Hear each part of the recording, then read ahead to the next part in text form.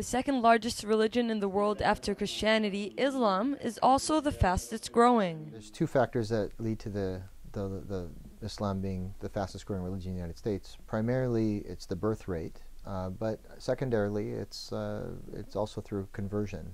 While a strong birth rate is behind Muslim growth, Islam draws converts from all walks of life. Matthew Simmons converted to Islam after living in the Middle East.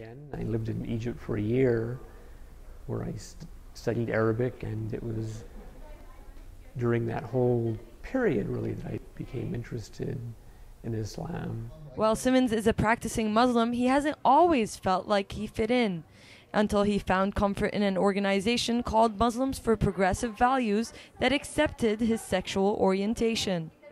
Before that, I'd felt very isolated, and so yes, it changed my life.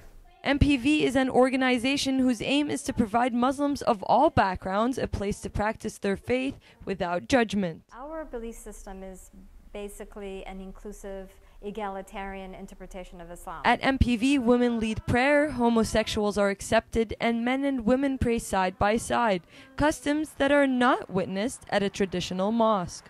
People who deem homosexual acts to be something that Islam would endorse, these are people who are doing things that Islam, that the generality of Muslims and the consensus of the Muslim scholars would say is not right. This is un-Islamic. While more traditional clerks might disagree with members of MPV on certain issues, all are working within their communities towards a more positive image of Islam. So I think it behooves us as American Muslims to get involved and not just be consumers of culture, but to be producers of culture. As the Nation of Islam grows, Muslims around the world are working towards portraying a true image of Islam.